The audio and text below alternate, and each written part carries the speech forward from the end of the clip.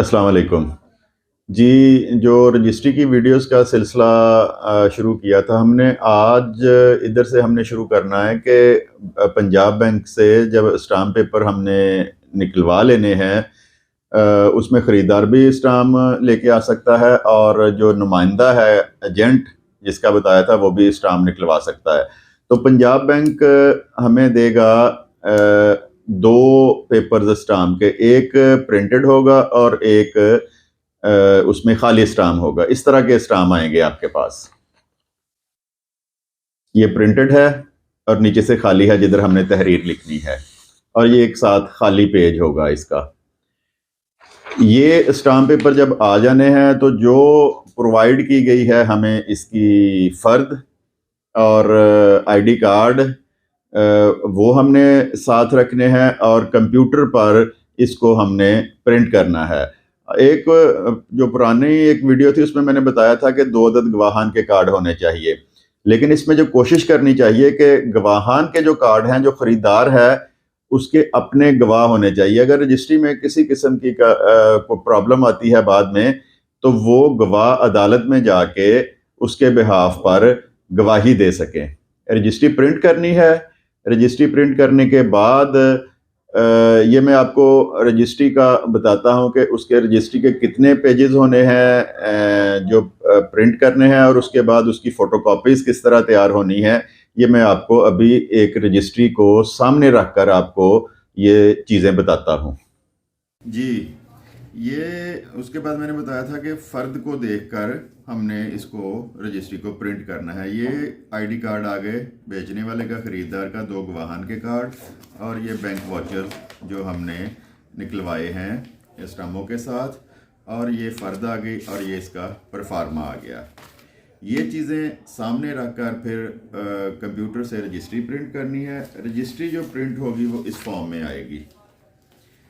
ये इसका पहला पेज हो गया, इसकी मालियत स्टाम्पों की ये सारी चीज़ें, बेचने वाले का नाम, यहाँ पे ख़रीदार का नाम, फ़रोख्त कुनिंदा का नाम, जिसने शनाख्त डालनी है, ख़रीदार का नाम, और ये जो जो चीज़ें हैं, जो प्रॉपर्टी हम ख़रीद रहे हैं, ये सारी उसकी डिटेल आ गई। यहाँ पे गवाहान लिखने हैं हमने, एक गवाह ये और एक ये गवाह जो है ये हमने खाली छोड़ा, ये गवाह आया नहीं था जिस दिन रजिस्ट्री के बयान होने हैं, ये गवाह उस दिन लिखा जाएगा। इसके बाद हमने इसकी 2 फ़ोटोकॉपीज़ करवा लेनी है। एक फ़ोटोकॉपी सेम उसी उन्हीं पेजेस की, ये एक कॉपी ये हो गई, एक कॉपी ये हो गई, एक कॉपी और भी करवानी है जो कि हमने कमेटी फ़ीस वालों को देनी है। यानी 3 कॉपीज़ होनी है, 2 रजिस्ट्री के साथ रहनी है। ये जो कॉपी है इसको परत पटवार कहते हैं। ये मुकम्मल होकर पटवारी के पास जाएगी, जिससे पटवारी ने इंतकाल दर्ज करना है, और ये सरकारी रिकॉर्ड में रह जाएगी, ये वाली जो परत है। उसके बाद जो रजिस्ट्री जब तैयार होगी तो वो भी मैं आपको बताता हूँ कि वो किस फॉर्म में होगी। रजिस्ट्री जब तैयार होती है तो उसमें इस तरह ये कॉरपोरेशन फ़ीस लगती है। यहाँ पर अंगूठे बेचने वाले के लगते हैं, यहाँ पर ख़रीदार के साइन होते हैं इस तरह। ये बेचने वाले के, ये तस्वीरें फिर होनी है कंप्यूटर सेक्शन में जाके। इसी तरह जो फ़ोटोकॉपीज़ हैं, 2 फ़ोटोकॉपीज़, उन पर भी सेम टू सेम उसी तरह ही जो हैं साइन होने हैं, ख़रीदार के भी और बेचने वाले के भी। बेचने वाला अंगूठा लगाएगा, ख़रीदार का अंगूठा लगाना ज़रूरी नहीं है। और यहाँ पे जो गवाहान हैं उनके साइन होंगे, और फ़रोख्त कुनिंदा का इधर जो है अंगूठा लगेगा। जब आपके साइन अंगूठे ख़रीदार के, बेचने वाले के, गवाहों के हो जाने हैं तो फिर उसकी फ़ीसेस पूरी करके, जो उसके टैक्सेस हैं, बेचने वाले का टैक्स, ख़रीदार का टैक्स और कमेटी फ़ीस, ये सारी चीज़ें हमने लेके तो हमने चले जाना है कंप्यूटर सेक्शन। कंप्यूटर सेक्शन पर आपकी रजिस्ट्री पर आपकी तस्वीरें होंगी, और उसके बाद हमने जो मुतलका ब्रांच है जहाँ पे डॉक्यूमेंट रजिस्टर्ड होना है वहाँ पे चले जाना है। वहाँ पे रजिस्ट्री मुहर्रर वो आपका वाजबात चेक करेगा, सारे के सारे टैक्सेस पूरे हैं, फ़ीसें पूरी हैं, स्टाम्प पेपर पूरे हैं। उसके बाद वो जो परत सरकार है उसकी बैक साइड पे अपनी स्टैंप लगाएगा और वहाँ पर अपने साइन करेगा कि इस रजिस्ट्री की सारी चीज़ें जो हैं वो पूरी हैं। उसके बाद हम चले जाएंगे सब रजिस्ट्रार के पास वो तहसीलदार भी हो सकता है या कोई सब रजिस्ट्रार भी हो सकता है, उसके पास आपकी रजिस्ट्री के बयान होंगे। वहाँ पर सब रजिस्ट्रार आपसे कुछ सवाल जवाब भी कर सकता है कि ये प्रॉपर्टी जो आप सेल कर रहे हैं ये तमीर शुदा है, खाली है, आपने पैसे ले लिए हैं। और फिर वो ख़रीदार से पूछेगा कि आपने इसका कब्ज़ा ले लिया है, या जब सारी चीज़ें पूरी हो जाएंगी तो फिर वो इसको रजिस्टर्ड करेगा, अपने रजिस्टर पे इसका बेचने वाले का साइन और अंगूठा लगवाएगा, और उसके बाद उसकी बेचने वाले और ख़रीदार की डिटेल उस पर लिखी जाएगी।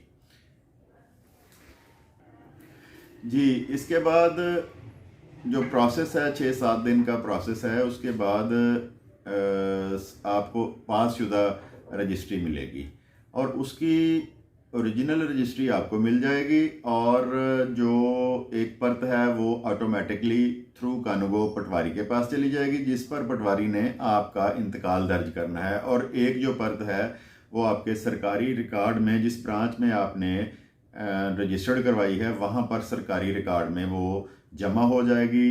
अगर कभी उसकी कोई अटेस्टेड कॉपी लेने की ज़रूरत पड़े, आपकी रजिस्ट्री गुम हो जाए, तो वहाँ से फिर वो आपको, बेशक वो 50 साल गुजर जाएं, लेकिन आपको उसकी रजिस्टर्ड जो है डॉक्यूमेंट, उसकी अटेस्टेड कॉपी मिल सकती है। जी, ये कंप्लीट रजिस्ट्री है। इसमें जब सब रजिस्ट्रार बयान लेगा तो ये एक सरकारी नंबर लगेगा, उसको ये सरकारी नंबर लगेगा, और पटवारी से इंतकाल लगने के बाद पटवारी इस तरह का रेड इंतकाल आपका लगा कर देगा, तो फिर वकील या वसीका नवीस आपको रजिस्ट्री वापस करेगा।